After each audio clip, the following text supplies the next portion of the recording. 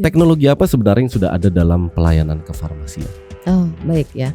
Untuk teknologi yang sudah ada di pelayanan kefarmasian, ini skupnya di apotek atau di rumah sakit? Tantangannya adalah culture, budaya, mau tidak mau. Karena kan apotek ini kan pasti sudah lama banget. Ada yang udah, karena kan PTF itu perguruan tinggi farmasi sudah lama berdiri, gitu ya. Lulusannya juga sudah banyak. Nah ini kadang yang masih konvensional, masih old fashion gitu ya. Biasanya suka ditanyanya begini. Jadi keluhan gejalanya gimana? Obatnya sisa berapa, Bu? Gitu kan. Biasanya kalau Prodis itu kan ngambil obatnya sebulan sekali. Iya. Nah,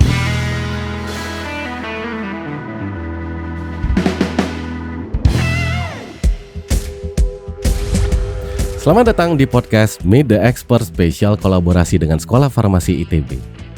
Peran teknologi saat ini sangat membantu dalam mengefisiensikan waktu dan meningkatkan performa kinerja kita saat bekerja.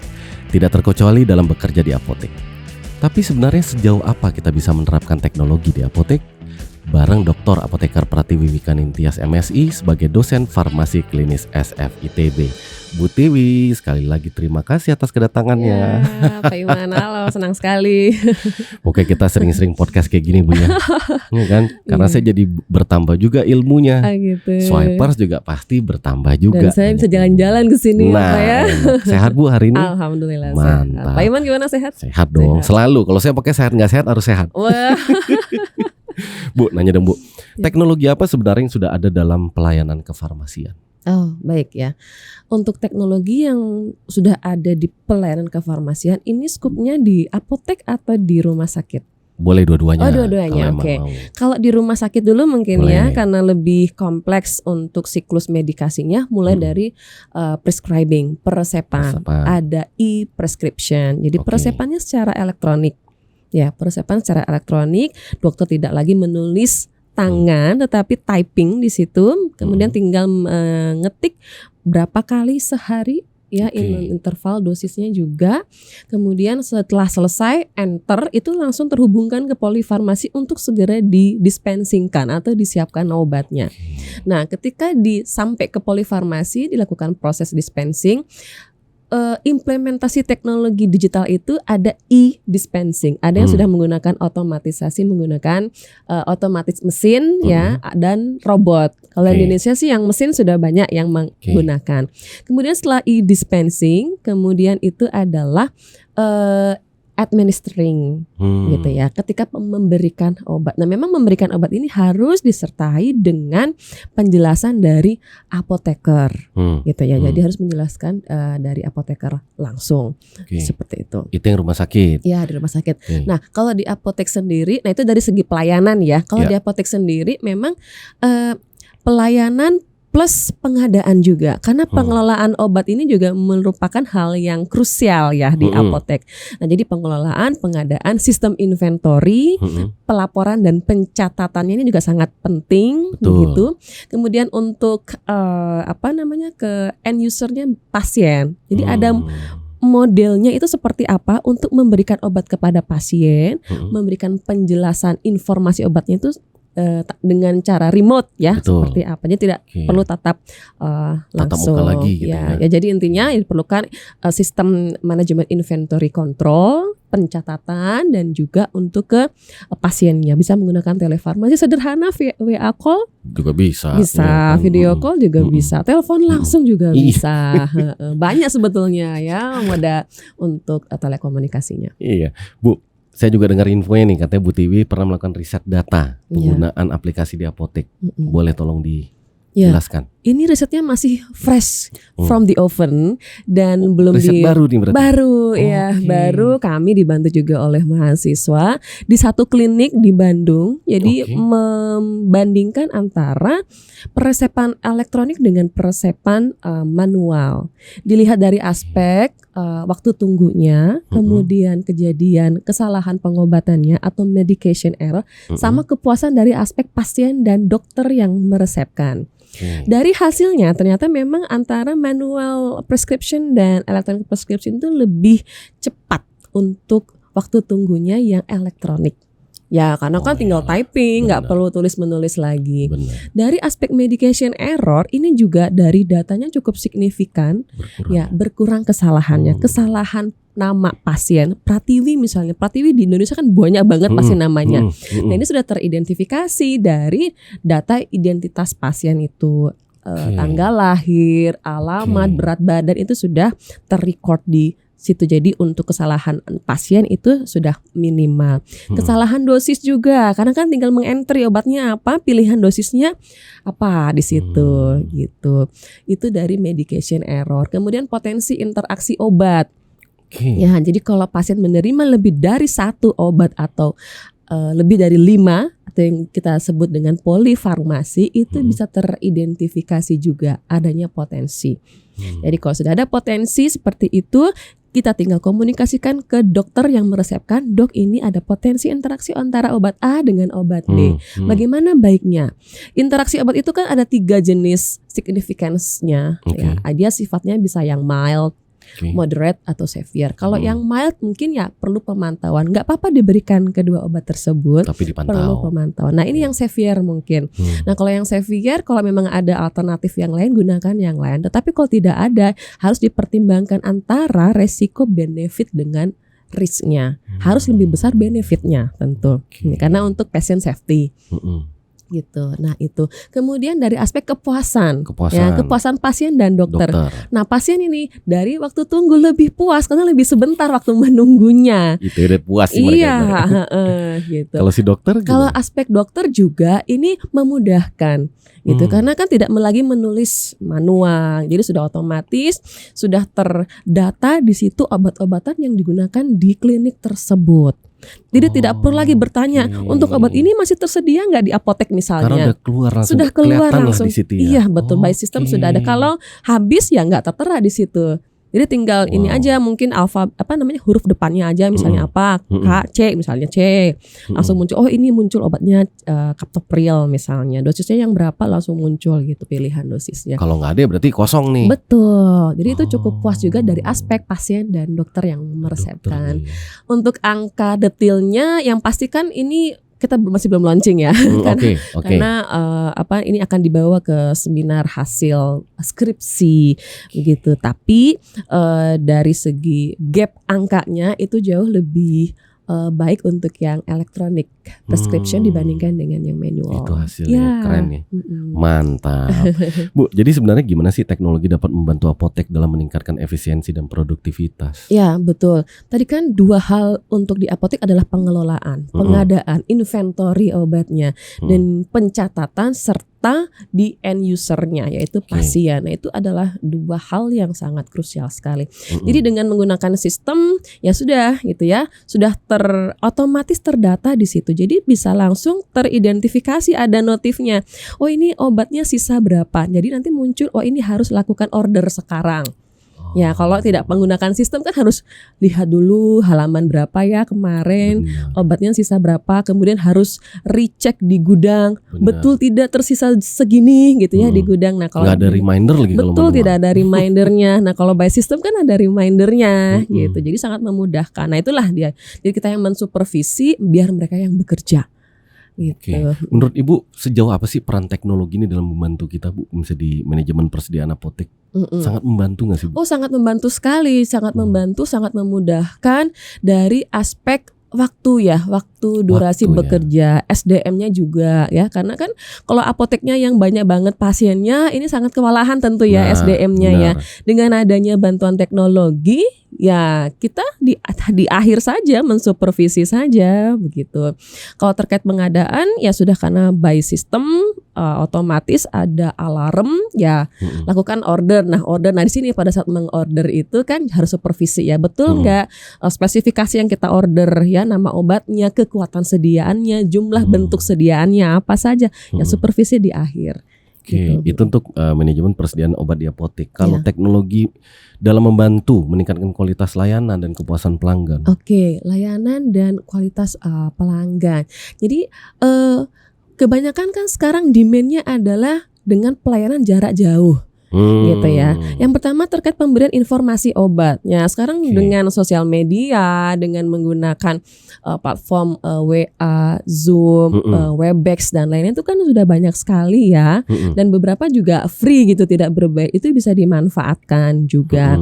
Atau mungkin di dalam sistem inventory-nya itu sudah mungkin ada menu atau fitur ya yang bisa di embedded di situ untuk telefarmasi kepada pasien untuk nanti pasien berkonsultasi dengan apoteker.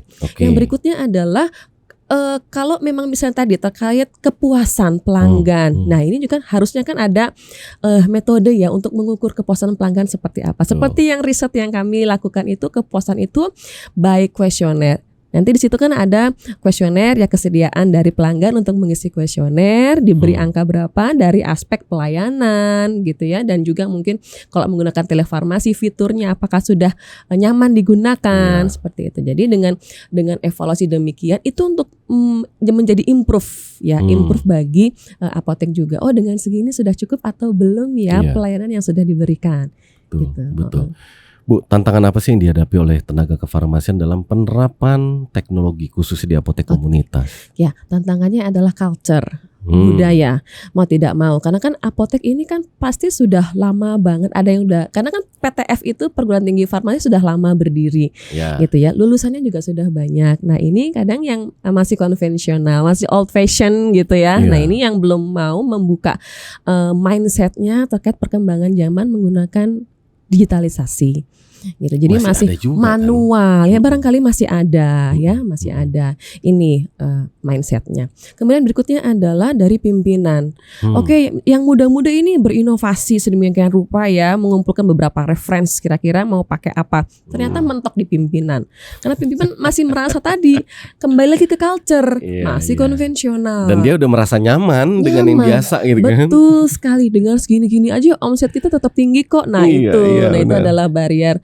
Pak, Bu, gimana agar kita lebih bisa meningkatkan lagi nih? Ya, kita coba dulu nih dengan dalam 3 bulan skupnya kecil saja, inventory untuk obat apa dulu misalnya gitu. Nah, itu nanti bisa dievaluasi kembali. Kalau misalnya bagus, expand yang ke lainnya gitu. Itu culture pimpinan. Ada lagi nggak? Yang berikutnya adalah kolaborasi antar departemen. Ya, sekali kolaborasi. Kita kan juga harus berkolaborasi ya. Mungkin yang mengembangkan kan bukan kita, dari IT gitu. Nah, ini kita kan juga nggak ngerti nih IT-nya kan. Jadi harus ada bekerjasama dengan developer. Ya, developernya juga harus yang terpercaya. Betul. Ya, bagaimana nanti harus ada MOU-nya jelas. Ya, ini terkait server, kemudian security datanya bagaimana, data safety-nya bagaimana, jangan sampai jebol. Gitu. Iya, kemudian kapasitas penyimpanannya, pencadangannya, kan harus di backup itu data. Ya, itu bagaimana? Itu, ya kan? Ya, nah ini dengan developer nanti. Kemudian juga dengan stakeholder lainnya, misalnya dengan PLN. Tiba-tiba pas lagi ngentri mati lampu jebret gitu kan. Ya, nah ini mungkin juga harus bekerja sama gitu. Kalau di ITB kan misalnya ada kita memberikan surat untuk ketahanan listrik begitu ya. Jadi misalnya hari itu di jam segitu itu apakah ada proses semacam pemadaman bergilir atau tidak. Gitu. Nah, jadi kita juga harus tahu. Nah, mungkin solusinya kalau memang mau menjaga itu ketahanan listrik, mensediakan genset barangkali ya. Paling mudah itu. Iya, dan PLN juga kalau misalnya mau ada pemadaman rutin, kita belum punya genset, ya infokan lah gitu ya, infokan. Jadi setidaknya di waktu tersebut tidak krusial ketika melakukan input data. Nanti bisa hilang kan datanya. Gitu. Yang berikutnya adalah SDM. Nah, SDM pimpinan misalnya sudah maju sekali, mindsetnya sudah ternyata di bawahnya masih belum. Ini kebalikan sama yang nomor 2 tadi ya.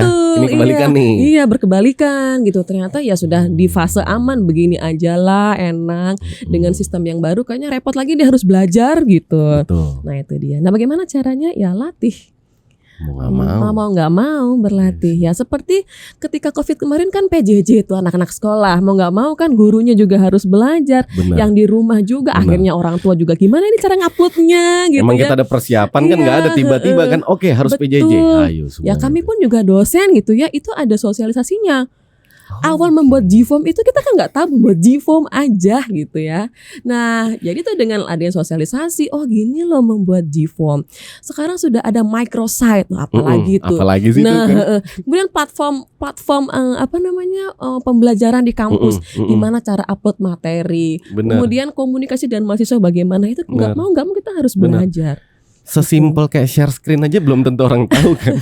Betul itu dia. Iya. Tombol mute-nya yang mana, unmute yang mana. Iya, itu makanya, awal-awal masih ketemu saya tuh Bu. Oh iya. Yang mana sih mute-nya, gimana sih ini gitu, share screen gimana masih ada loh. Iya betul. Ya, tapi mau nggak mau balik lagi ke situ kan. Nah saya juga punya pengalaman tuh, mau nge-share video pada saat online kuliahnya. Bu, suaranya kok nggak masuk gitu. Ternyata saya belum share sound pada saat share screen. Share sound itu di mana? Wah, itu. Akhirnya ya dari itu kita jadi belajar ya. Mau nggak mau ya harus belajar gitu. Yang terakhir barangkali Pak Iman, ini karena kan ini terkait pelayanan ya di apotek. Nah, apa yang menjadi kebutuhan pelanggan? Jadi kan pelanggan oriented. Itu juga kita juga harus memahami ya. Misalnya ya kondisi remote ya kita juga harus menyediakan fasilitas untuk delivery antar gitu. Layanan antar. Kemudian juga mungkin pelayanan pasca pembelian ya, after sales ya. After salesnya ditanya gimana, udah sembuhan nggak misalnya begitu kan. Betul. Itu aja. Sesimpel itu kan juga meningkatkan engagement pasien ya dengan apoteker bahwa ini sangat memperhatikan konsumennya. Saya sih belum pernah sih Bu digituin. Oh gitu. Bisa ditanya Pak udah sembuh belum? Mungkin kalau penyakitnya kronis Pak Iman. Biasanya yang kronis. Iya yang kronis. Jadi kan karena harus dipantau diabetes mellitus, kemudian dislipidemia. Kalau flu ya jangan harap ditanyain. Cuman flu doang. Flu aja. Itu mau diharap ditanyain. Iya yang kronis biasanya ditanya gitu. Biasanya suka ditanyanya begini. Jadi keluhan gejalanya gimana? Obatnya sisa berapa Bu? Gitu kan. Biasanya kalau kronis itu kan ngambil obatnya sebulan sekali. Iya. Nah, kita bisa hitung tuh sebulan sekali, misalnya setiap hari minumnya 1 tablet. Ya kita nelpon H+7. Mestinya kan 30 kurang 7 sisa 23. Ibu tablet ini di rumah sisa berapa ya? Sisa 25. Loh, berarti ada 2 hari pasien ini nggak minum. Itu sekalian kita mengecek kepatuhan pasien juga. Bu Tiwi, saya ucapin terima kasih nih. Ini pembahasannya makin menarik nih ya. Ini benar-benar gimana. Seru ya Pak Iman ya. Karena ini kan kita ngomongin penerapan teknologi di apotek gitu loh. Betul. Dan mau nggak mau ke depannya apotek ya memang harus mengarah ke sana lah. Betul, iya. Cepat atau lambat pasti akan ke sana kan, begitu kan Bu. Dan memang beberapa apotek saya lihat memang sudah ada penerapannya, tapi ada juga yang belum. Ya dari tantangan-tantangan yang Ibu sampaikan, pasti nggak jauh-jauh dari situ kan. Betul. Sama ada lagi yang bilang tuh kadang-kadang terlalu mahal misalnya, tapi ya mau nggak mau lah. Kita memang harus berkembang. Ya, karena kan itu memang investasi sebetulnya ya. Kita memikirkan kan investasi jangka panjang dan impactnya. Kalau kita berpikir ternyata benefitnya itu lebih besar daripada resikonya ya kenapa tidak kita coba gitu. Itu sebetulnya. Lebih baik mencoba daripada nggak coba sama sekali. Iya, betul. Makasih banyak ya Bu Tiwi ya. Pak Iman. Terima kasih juga buat Swipers yang sudah nonton. Jangan lupa untuk like, share, dan subscribe akun YouTube kami serta nyalakan fitur notifikasinya supaya bisa tetap up to date dengan konten kami yang berikutnya. Sampai jumpa di episode berikutnya. Meet the Expert, podcastnya Apoteker. Salam sehat.